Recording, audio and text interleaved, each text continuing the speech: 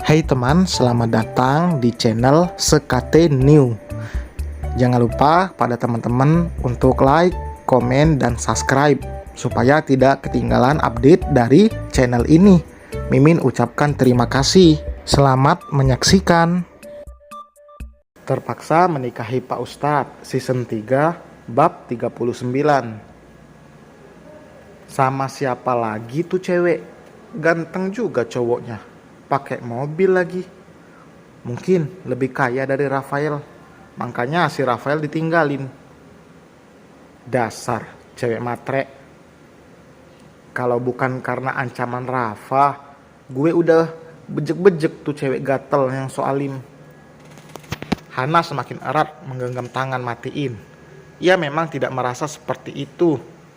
Namun tetap saja tidak enak jika dibicarakan orang lain. Hanya bisa mengusap dada sambil beristighfar. Biarlah mereka membicarakan Hana. Untung saja Matiin tidak tahu jika para gadis itu sebenarnya membicarakan Hana. Ia hanya berpikir itu obrolan biasa antar perempuan. Semua yang buruk jangan didengar dan dimasukkan ke dalam hati. Namun abaikan saja, karena hati kita akan lelah jika terus didengarkan dan terlalu dirasakan. Mereka berjalan terus bergandeng sampai ke depan kelas Hana. Masya Allah, pengantin baru ini bikin iri aja. Alia yang baru keluar dari kelas kaget saat berpapasan dengan Hana dan Matiin. Nggak boleh iri, semoga kamu juga cepat nyusul, balas Hana dengan senyum lebar. Tadinya aku mau nungguin kamu di depan. Ya udah, aku masuk duluan ya. Alia kembali masuk ke dalam. Mas tungguin di sini, ucap Matiin. Hana menggelengkan kepalanya. Enggak usah, katanya mau ikut kajian. Nanti kalau udah selesai kelas, baru mas kesini lagi. Enggak apa-apa. Insya Allah mas, Hana meyakinkan suaminya itu. Ya udah, masuk gih, teman-teman kamu juga pasti nungguin. Hana mengangguk, mencium tangan sang suami, lalu mengucap salam sebelum masuk ke dalam kelas. Matiin memutuskan untuk tidak pergi. Ia merasa tidak tenang jika meninggalkan sang istri. Masih jelas di benaknya saat dulu Hana menjadi sasaran pembulian hanya karena disukai oleh Rafael. Matiin tidak ingin semua itu kembali terjadi. Ia akan kembali ke depan kelas itu saat mata kuliahnya sudah selesai. Seperti ayah yang menunggui anaknya.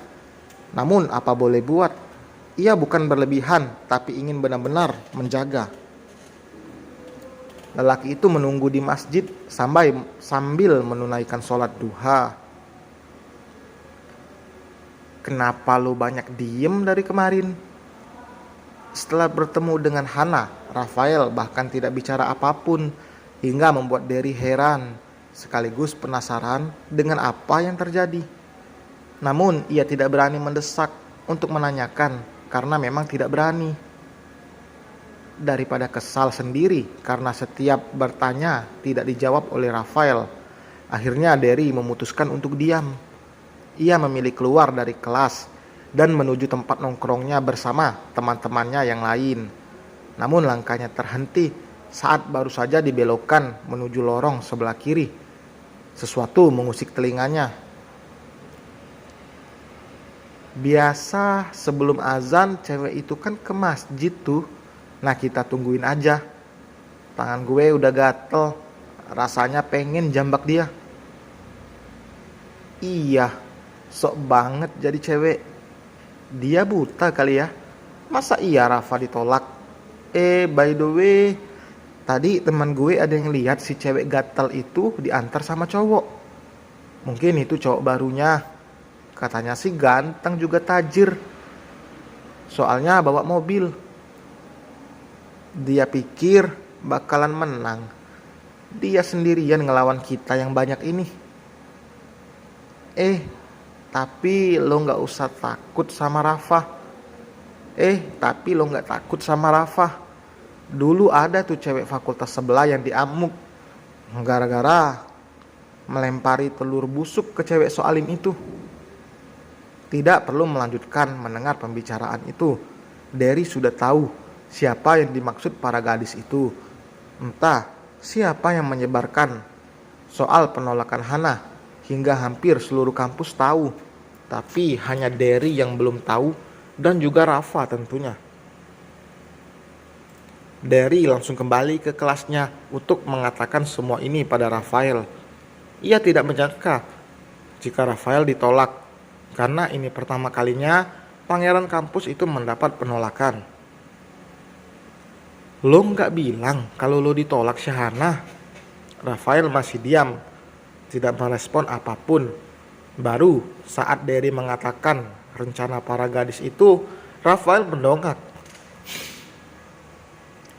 Ia berdiri dengan cepat hingga mejanya terdorong dan berdecit.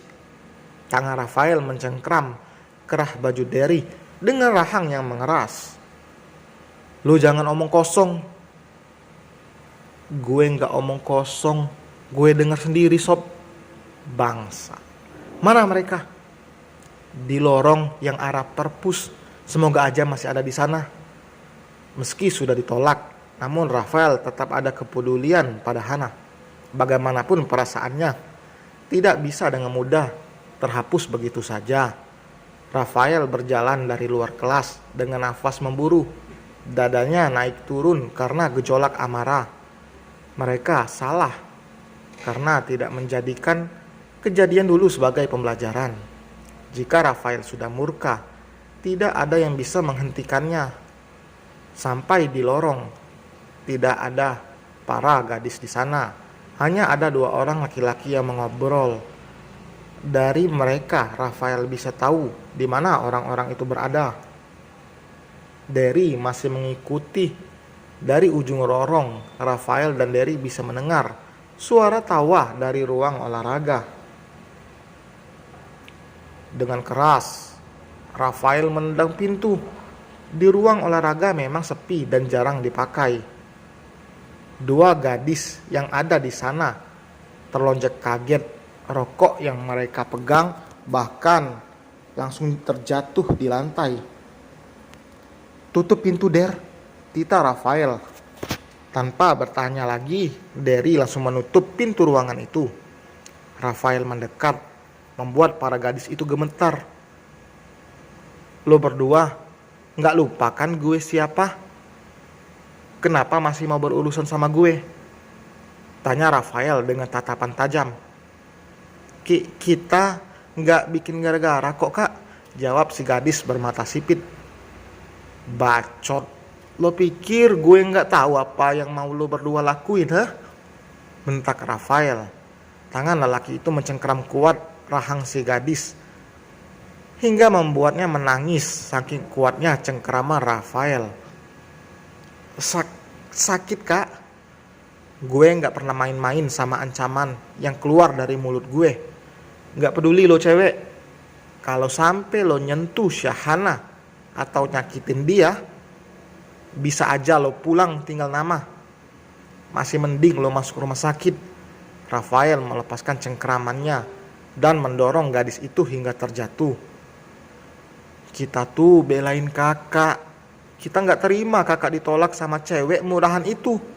Kita tidak melihat kondisi temannya yang terduduk dengan tubuh gemetar.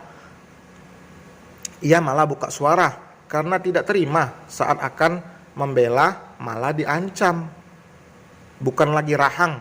Kini Rafael mencekik gadis berambut panjang hingga terbatuk. Rafael tidak bisa dibuat marah seperti ini. Singa yang tersembunyi dalam dirinya akan keluar dan mengamuk seperti ini. Mantan ketua geng motor yang ditakuti. Bukan hal aneh jika kemarahan Rafael seperti ini. Kemarahannya ini adalah paling biasa. Jika ingin melihat kemarahan Rafael yang memuncak, tidak akan ada yang selamat. Anjing, berani lo ngomong lagi? Gue robek mulut lo. Lo punya hak apa belain gue? Gue bukan orang lemah yang minta dikasihani. Jangan pernah lo Jangan pernah lo campuri urusan gue. Ngerti? Gadis itu mencoba melepaskan tangan Rafael yang semakin mencengkeram kuat lehernya. Ia sudah kehabisan nafas. Ngerti nggak lo? Bentak Rafael. Gadis itu mengangguk dengan air mata yang sudah merembes keluar. Derry hanya diam, tidak berani menahan, karena yang ada nanti ia yang babak belur.